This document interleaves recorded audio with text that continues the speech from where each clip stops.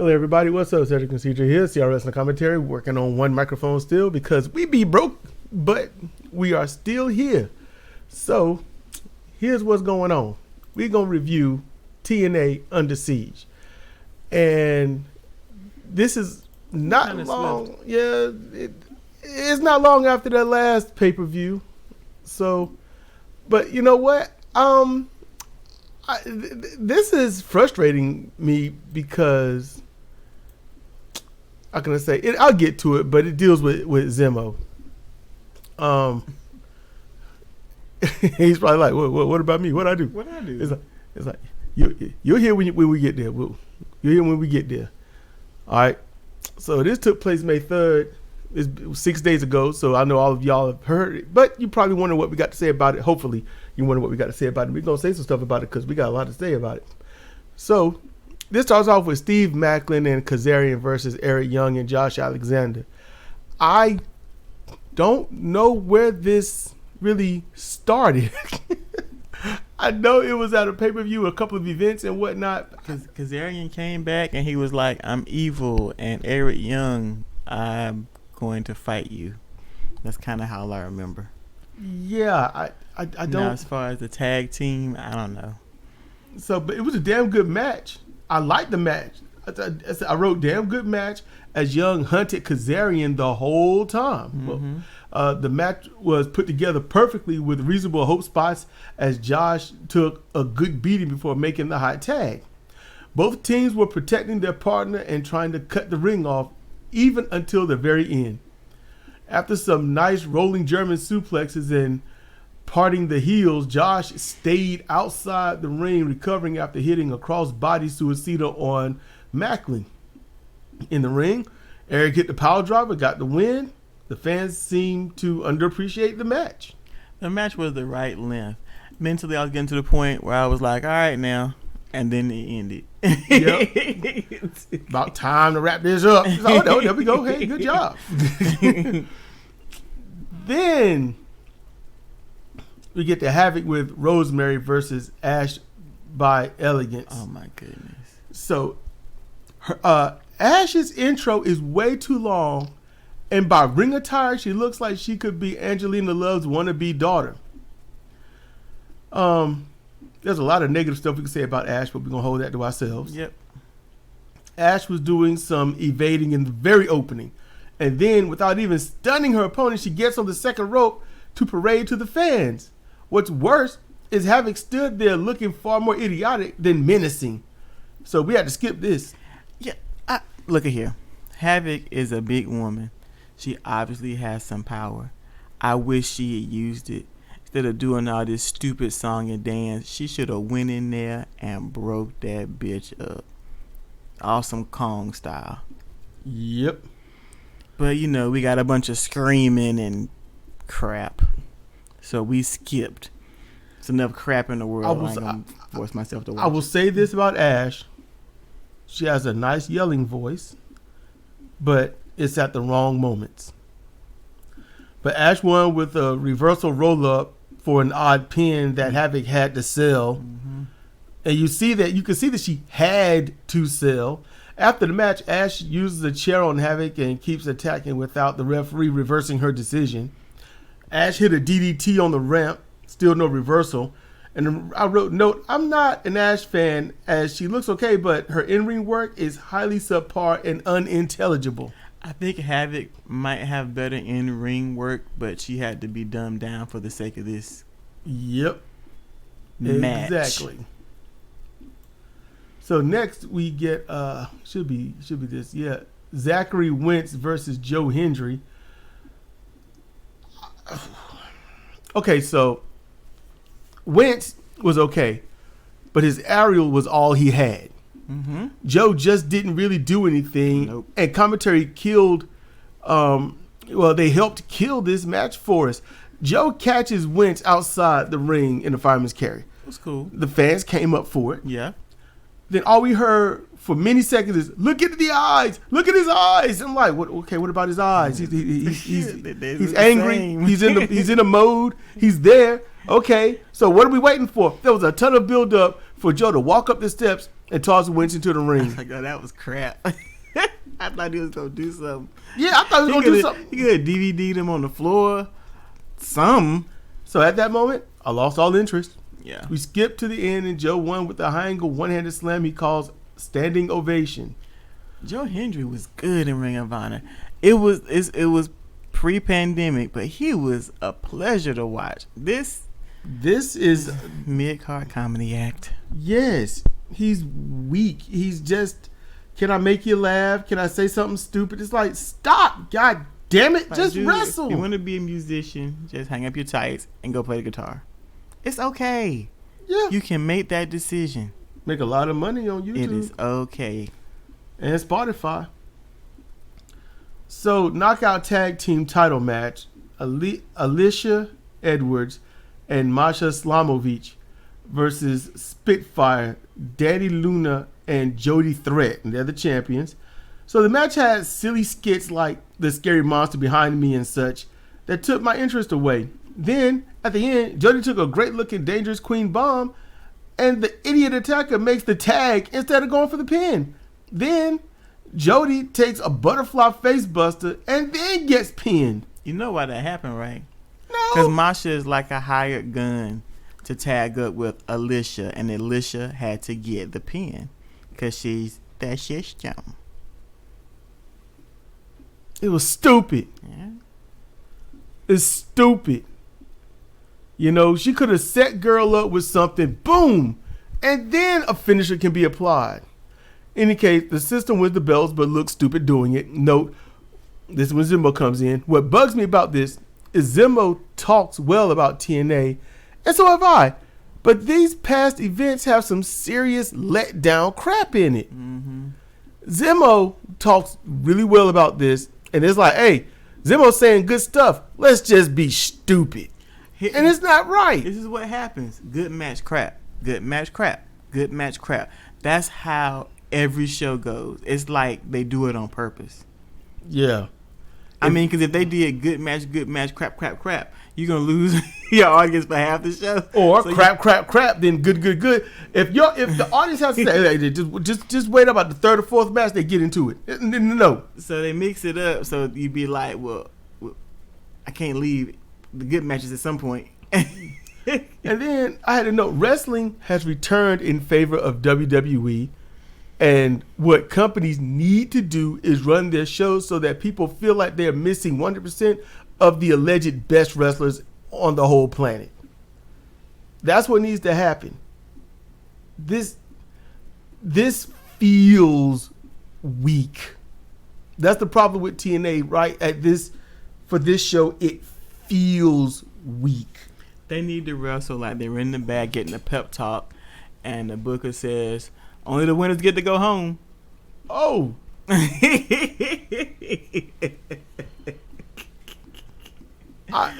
need hardcore wrestling in. They need to work on their in-ring presence. It ain't about a long intro. It ain't about lights, glam. It's the wrestling. Does it make sense? You know, that's it. You got people out there that's more or less like me, and you got some people that remember stuff from the old days, telling their kids or their nephews or whatnot, hey, this right here wouldn't have stood back then. This is stupid. But it's fun. And it's like, okay, fun for who? You know? Because if you got hit with that, you probably be done. No, I get up and just do a power driver because, you know, that's cool. That's the argument that goes on every day in everybody's lives that care about wrestling as in a sport and care about wrestling as in this is fun and I like to laugh. But the people that like to have fun and laugh, you know what happens? They get older. They get older. Their brain starts to be like, oh, wait a minute. Shouldn't this make sense? Everybody having fun is about making sense. And when that happens, then you get low scores in wrestling numbers, less pay-per-view buys. You know, that's what happens. So when they say wrestling's for the young, that you have to wonder if it's for the fans or the in-ring work. So next we get Rich Swann versus Jake something. And I like me some Jake something. Yeah. Rich Swann won't that bad in this match. This was a decent match. Hammerstone is not medically cleared for battle, and thus Swann takes his place. See, note my words. Don't that sound a little bit more wow? Mm-hmm. Hammerstone is not medically cleared for battle, and thus Rich Swann must take his place. Yeah. That's it. And when you certain words, key words that pique the brain, it's like, whoa, what are we finna see? That's what you want. But you know what this also shows? There was no one equal size or even close to replace Hammerstone. That's a big dude. There are 4 large men in this organization. PCO. That's 5. Khan, PCO, Hammerstone, Jake something, and that idiot AJ Francis. Ooh, Josh Alexander. He ain't big. He's just tall but not big. Yeah, stack it. Put him beside Hammerstone and Jake something. Okay, there you go. Yep. Okay. They got 5 big men in the whole organization. Everybody else is little men, little wasted men, little wasted long neck men. Here you go. She's for ages. I don't know when it happened, but she does not like somebody with a long neck. It's like an ostrich. Need 4 hands to strangle him. I don't know who it was, but good grief, they had a neck on them. Can't remember what it was. I don't know what it was. It was some politician. Yeah. They had a suit and tie on and had like 10 inches of neck. Let's see. So Jake is large, and he uses that to steel himself against Swann, who finds himself bounced around. This was good. AJ Francis distracts the ref while Swann sneak attacks Jake to bring balance to the match. That's good.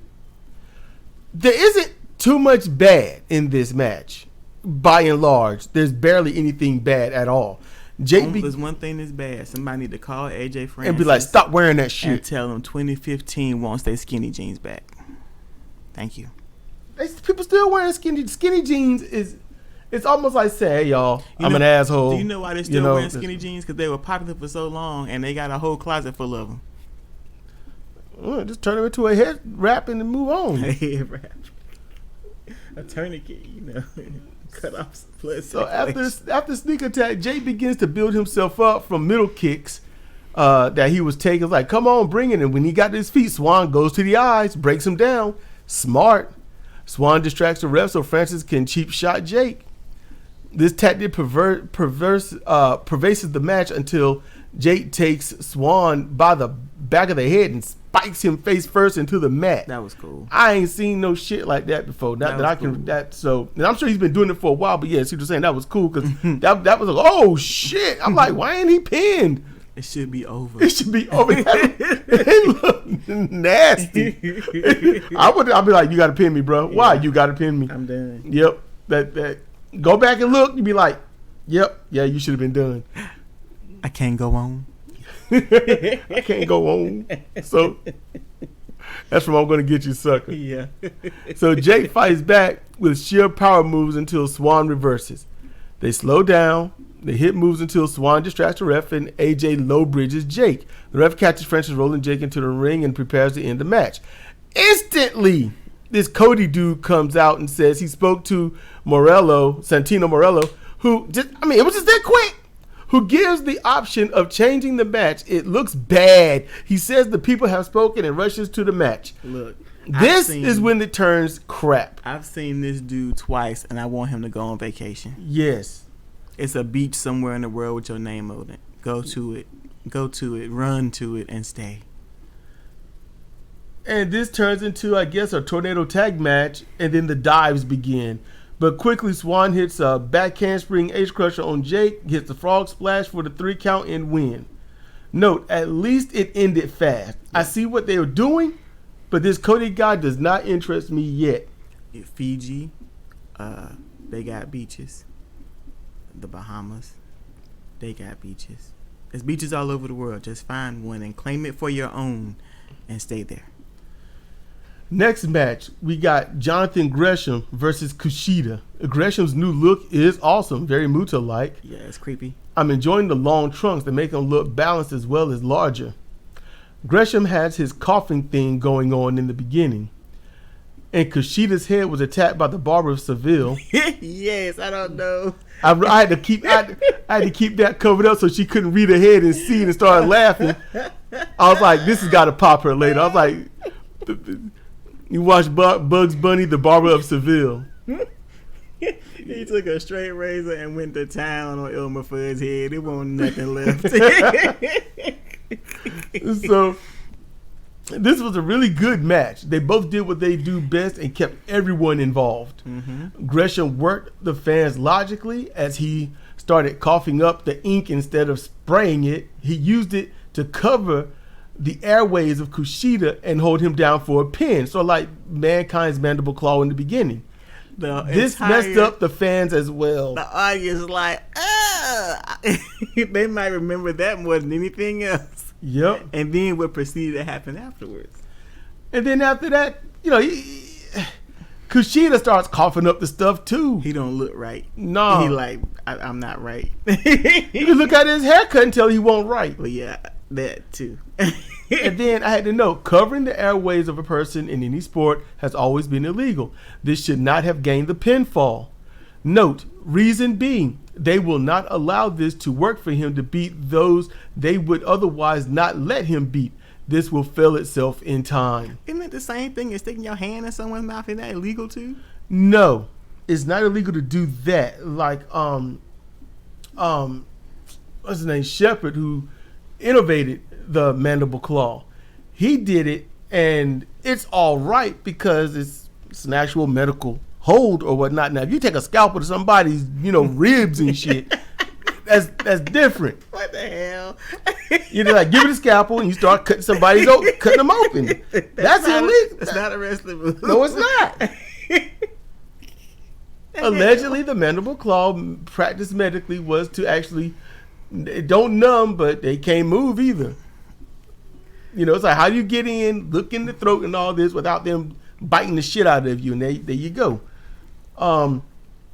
Mankind's mandible claw, what did they do? Eventually, because it's 1, 2, 3, or just a submission, they did both until they stopped.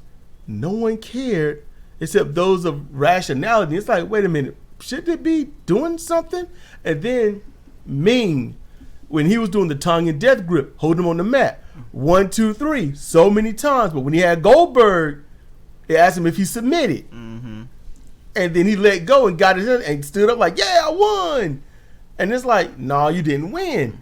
So it's going to fail itself. Mm-hmm. That's what I'm saying. There's too much history. They need to do something better. Next, we get Khan and Steph DeLander versus PCO and Jordan Grace. Won't go watch this. We didn't get that because we moved on. Yep, we expect Callahan to run in at some point. We don't know if he did or not. We really but don't Grace care. picks up the win for her team and looked good doing it. She finishes well. She does that. Damn, woman, what? I have a dirty mind. I'm sorry. What the hell? Okay. Anyway, X Division title match. Ace Austin. I was gonna keep going, but then it's gonna get worse. It's gonna get worse. So X Division title match. Ace Austin versus Mustafa Ali. You going? I'm here. Keep going. So this is a great match.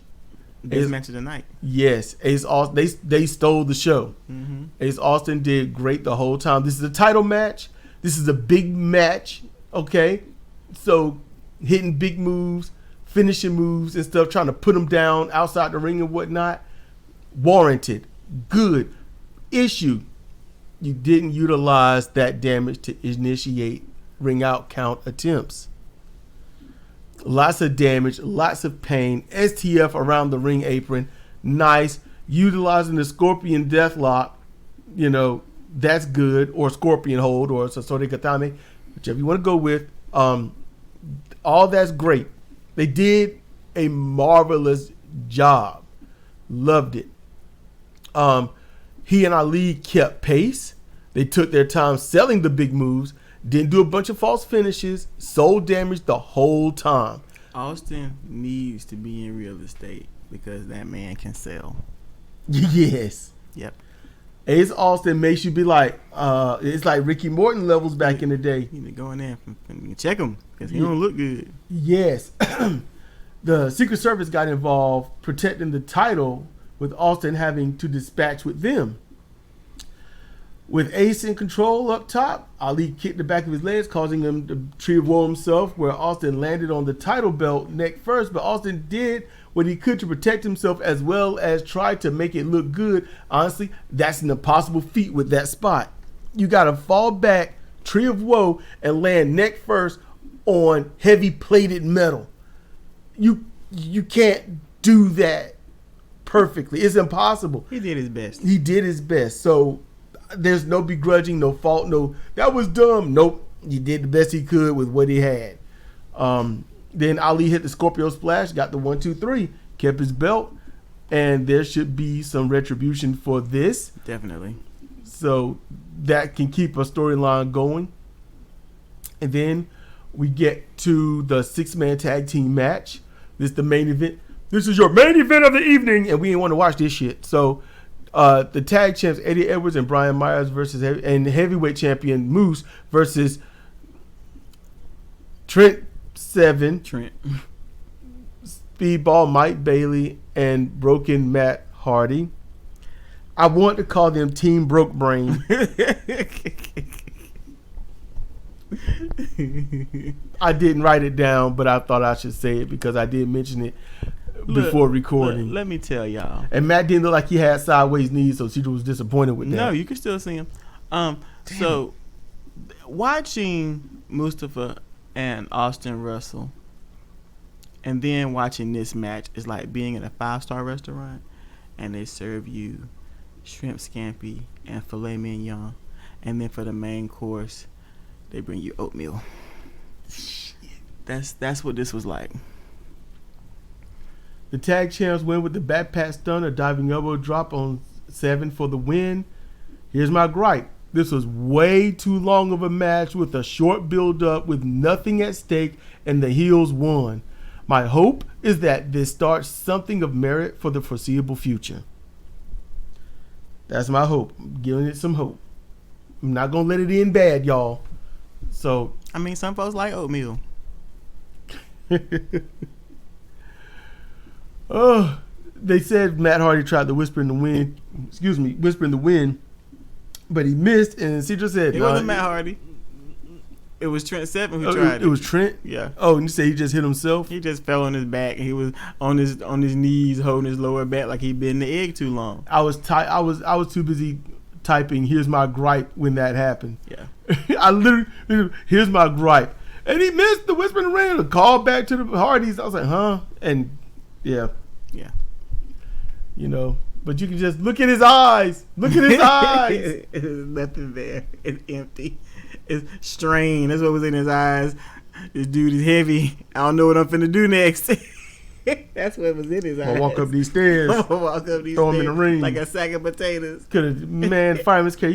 You could have put a TKO.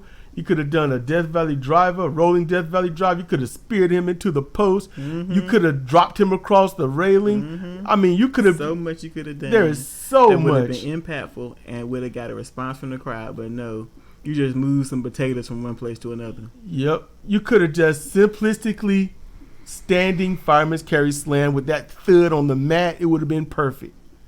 If he took a perfect flat back bump on that mat from that height, it would have been loud, it would have registered, and the fans would be like, oh my goodness. But that's not what happened. So with that, we're going to get up on out of here. This has been Cedric and Cedric for CR Wrestling Commentary, TNA's Under Siege. We want y'all to be cool, be chill, be safe, and we will see you next time.